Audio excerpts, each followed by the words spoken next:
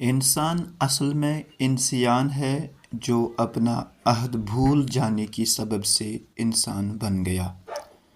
پھر تو وہ الگ مسئلہ ہے کہ انسان کو نسیان کیوں ہے، وہ بھول کیوں جاتا ہے۔ لیکن اگر دیکھا جائے تو بھولنا انسان کے لیے ضروری بھی ہے، کیونکہ اگر انسان بھولے گا نہیں تو پھر وہ ایک زندہ لاش سے کم نہیں۔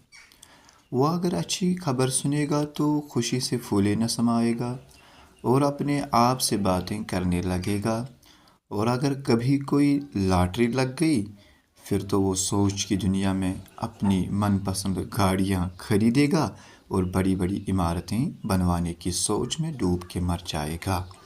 اور اگر بری خبر سنے گا تو پھر کوہ غم اس پہ ٹوٹ پڑے گا اور ذہنی پریشانی کا شکار ہو جائے گا۔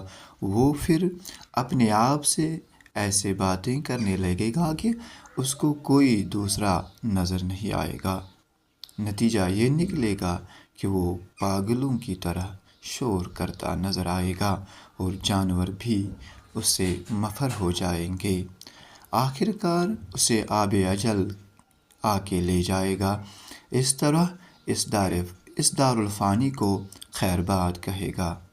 اللہ نے انسان میں جو بھی خصلت رکھی ہے وہ مفید ہی مفید ہے، مگر انسان اپنے اصل مقصد کو بھول بیٹھا، ورنہ بقول علامہ اقبال علیہ الرحمہ انسان کی سرشت یعنی فطرت میں تاروں اور چاند کی سی چمک دمک دکھائی دیتی ہے۔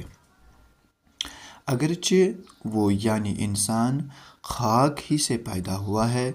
وہ فرماتے ہیں، سنا ہے خاک سے تیری نمود ہے لیکن، سنا ہے خاک سے تیری نمود ہے لیکن، تیری سرشت میں ہے کوکبی و مہتابی۔ چونکہ انسان غیر حیوانی صفات کا مجموعہ ہے، یہ انس یعنی محبت اور میل جول کے بغیر نہیں رہ سکتا اور نہ ہی اکیلا ضروریات زندگی کا انتظام کر سکتا ہے۔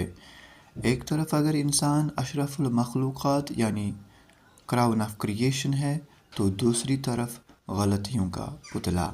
ایک طرف اگر انسان شیطان سے الگ ہے مگر دوسری طرف شیطان اس کے اندر بسا ہوا ہے۔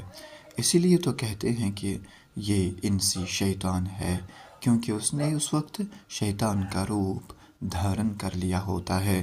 اب انسان شیطان صفت بھی ہو سکتا ہے اور فرشتہ صفت بھی۔ اس میں پانی جیسی لطافت یا پاکی بھی ہے اور آگ جیسا چہرہ بھی۔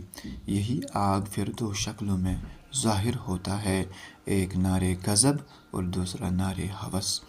اس میں ایک طرف خاک یا مٹی کی طرح رموز و اسرار چھپانے کی صلاحیت بھی ہے اور دوسری طرف ہوا کی طرح پرسکون ماحول بنانے کی قوت بھی۔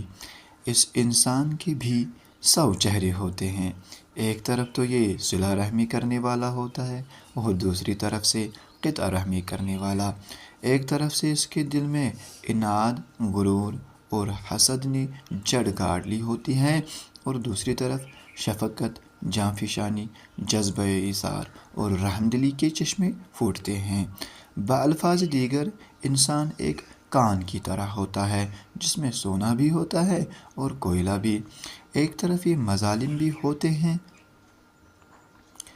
اور دوسری طرف ظالم بھی، یا یوں کہہ سکتے ہیں ایک طرف یہ ظالم بھی ہوتا ہے اور دوسری طرف مظلوم بھی۔ ایک طرف سے خون پسینہ ایک کر کے اپنی روزی روٹی کمانے والا ہوتا ہے اور دوسری طرف ایک ہی جگہ بیٹھ کر اپنی جیب بھروانے والا۔ ایک طرف لوہے جیسا سخت اور دوسری طرف ریشم جیسا نرم۔ ایک طرف منافق اور دوسری طرف مثالی۔ ایک طرف قارون کے خزانوں پہ شہمار جیسا بیٹھنا اور دوسری طرف خدمت خلق کے لیے پیش رہنا۔ کتنا اچھا رہتا اگر خدمت خلق کو ہی اپنا شعار بنا لیتا اور پھر مخدوم، مربی اور محسن کے زمرے میں آ جاتا۔ اس کی عکاسی حضرت شیخ سعدی شیرازی رحمۃ اللہ تعالی علیہ کے اس شعر سے ہوتی ہے، ہر کی خدمت کرد او مخدوم شد، ہر کی خود را دید او محروم شد۔ باقی والسلام.